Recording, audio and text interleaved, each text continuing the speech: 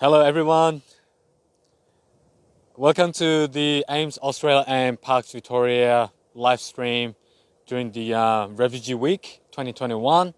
My name is Hassan, I'm a ranger from Werribee Park here. Before I start, I would like to acknowledge the traditional owner of this land, which is we met here, the Kulin Nation. I pay my respect to the elder past, present and emerging. So basically this week as a Refugee Week 2021, so we have to be celebrating like what we are here in Australia.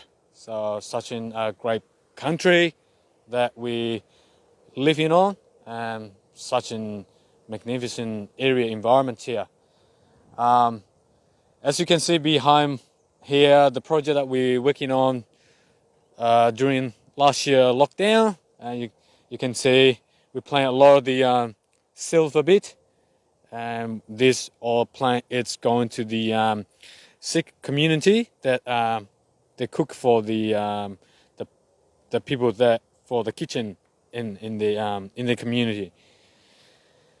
And yeah, you can see James here with me. Hi James. Hi. G'day.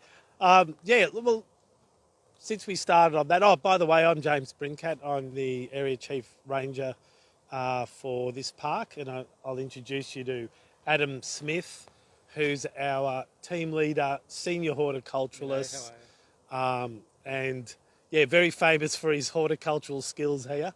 But how's this for an amazing thing? The three of us are all horticulturalists. So if you're into gardening, this is the one to watch. So these guys started a project last year, and it was about growing a crop to rest the soil. But do you want to just say a couple of things about it, Adam? In the past, we've been planting up the parterre with floral displays, but this time around we thought we wanted to plant vegetables to improve the soil health. So we turn the crop in at the end of the season. But we come across during the COVID-19 that there was an opportunity to share this wonderful silver beet with all the local kitchens in the city of Wyndham area. So over 1,000 meals are made a week out of these healthy silver beets. So the Sikh community, who we work very closely with, have done a fantastic job week in, week out, supporting the community and helping Parks Victoria and the Ranger team all work together as one. Yeah. And we can hand her over. I know what you're thinking, folks. Who eats silver beet? There's a lot of people who eat silver beet.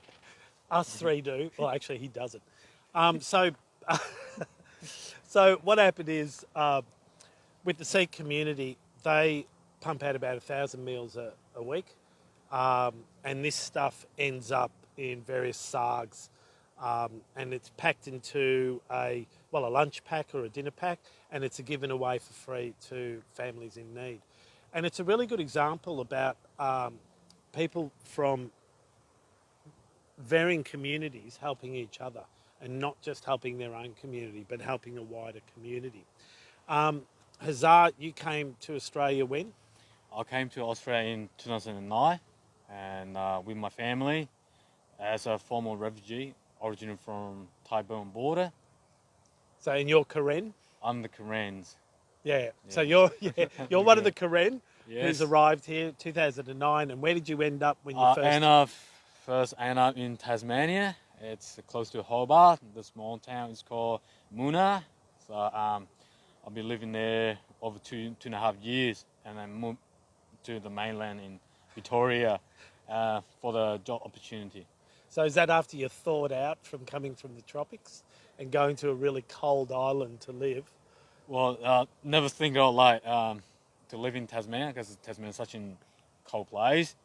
Well, I mean, we grew up in a refugee camp, and to came to Australia is like you never thought about that, like to move to other country. Like we don't think that is an opportunity for us, but we just take risks. Yeah. We end up, Big risk going to a very cold place. Yeah, it's a particular place, but it's very cold in the winter, and the whole family we came, and we heard about Australia is about Sydney Opera House and Uluru. That's about it.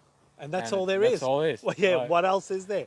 But for those who don't know, Hazard started off, so there was a project that AMES and Parks Victoria partnered in, and the first bit of it was to actually create like a community garden. And that was more tailored to women from some of our local CALD communities that were suffering isolation issues from being at home during the day on their own. Well, it proved so popular that we ended up getting quite, not just women, their husbands turned up and their sons and daughters turned up, but now it's a fairly famous garden. But Hazard came in as part of another program, which was like a program that it's a pathways to employment. So Hazard was referred to us from AMES, and the idea was that we trained you up, we gave you the opportunity as a mini park ranger, didn't Yes. we? Yes. When we first started. Yeah. I know, and Hazard, well, he's the first park ranger with a refugee background in Australia. We know that, but he was also one of the first to have done this program with us. But what were the type of stuff that you had to learn when you got here? Well, you have to learn everything basically in horticulture, but you're not going to learn straight away. You know, it will take a time. You know, you start with learning how to call the tool for the garden tool and the plant's name, and then they send up opportunity, and then they send out to study in the type, and you learn a lot different plant ID and the environment. And different. Well, it's about workplace English, and one really funny example that we all laugh at now, but we weren't laughing back then, is when we asked Hazard to deadhead the the agapanthus. And what did you do, Hazard? Well, just cut them all. Yeah, he cut them down to the ground. Best display you ever saw. Everything mowed to the ground. Yeah. And he said, well, you did say dead head. But yeah, so workplace English is a struggle. I myself come from parents that were not born in Australia. They learnt English as kids, but they didn't learn Australian style of English. And Yeah, even my parents, they couldn't speak any English. It's my first generation. Yeah. We are living here in Australia. So connected with what Hazard did was there's quite a lot of people from the Karen community that began using Werribee Park as a community hub with the community garden. And the interesting thing is that the Karen are still here. We have a real variety of cultures that are coming in, doing stuff in gardens, working alongside Adam and Azar, and you've got another member of your team that you work with, and between you're working with not just Karen, but you're also working with people from vulnerable communities. You've started a wonderful project, I believe, with Adam, working with Gen U. Gen U, yes. Do you want to talk a little bit about that, what you do there? Yeah, every Monday morning, so they have a few students that come and volunteers in here with the care. And so they these come and so these are young adults with a disability, but their whole idea is that they learn like fair income gardening, not just sweeping a path, but real gardening and real experience. And Hazar heads that project with another one of his colleagues, and this has proven to be not only very popular on both sides, but it's also shown us the importance of accessibility, of increasing accessibility, into the park. So not just to come and see the flowers, but to actually work. Yeah, they come So- and work and enjoying the place as well. Like, it's such a good environment here, Yeah, so we're very lucky that we. so have as a park this- ranger, what Yeah. do you do? What do I do? Yeah, what do you do as a I park ranger? do a lot of things. Yeah. Yeah, a lot of things. We start the main thing is like maintaining the garden and working with the volunteers and different networking, different group of people, and it's everything. We do. Sometimes we got called where to do a traffic management and Yeah. like traffic control. Sometimes we might use a tractor. Yeah. Sometimes we might use a chainsaw. Or Do you use a chainsaw? I did use chainsaw. Yeah. Yes. Well, that's so. So the motorised equipment you had to learn. Yes. So when you finished your pathways program, you ended up an apprentice gardener. Yes. Okay, so you've got your certificate in horticulture. What were the major motorised stuff that you used? So you used a chainsaw. Yeah, What else? use the chemical spray or like front loader, of course. Yeah, Or like whippersnipper or small tool as well. Like yeah. And on top of everything. the first thing he did have to learn, folks, was he had to learn how to drive a manual car, because remember that. which for us is all of our vehicles. Well, they were all manual, and most of the people we get of Hazard's generation have never seen a manual car. They've never driven one, unless you've come from another country and you've been driving there, where they still have manual cars.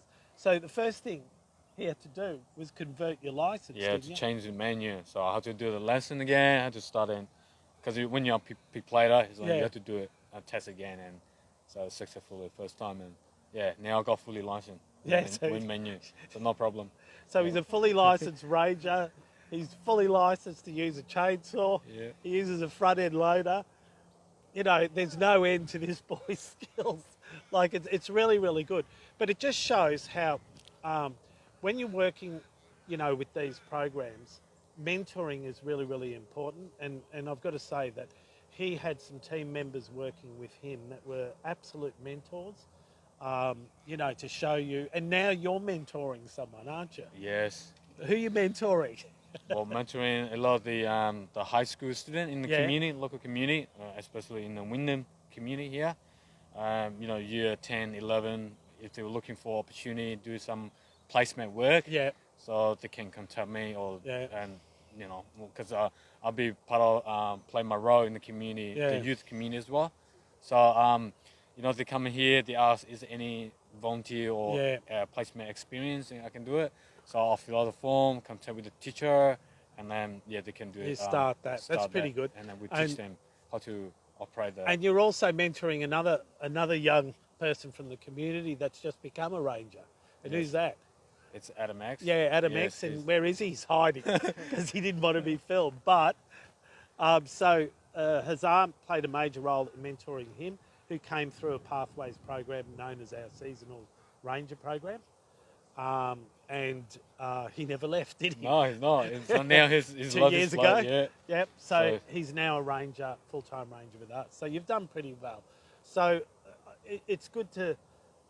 I think it's good to acknowledge that, you know, you've come here as a refugee. You're no longer a refugee, Yes. but you came here as a refugee, and now you're contributing to the community with the stuff that you do. And I think it's absolutely amazing. And I've watched this personally, but and to take people from other communities under your wing, Yeah. I think is really good. And I would absolutely congratulate you on that. And I hope you've got many more years of doing that with us. Thank you, James. I want to say, like, I'm very proud to be called a Korean Australia, and you know, And a ranger. yeah, a ranger, and of course, you know, to be called Australia's home. You know, Yeah, It's great. such a safe place.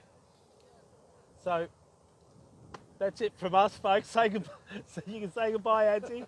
See you later. Thanks for the opportunity. I hope you enjoyed the chat. Thank you, everyone. We see you next year, same time. Bye.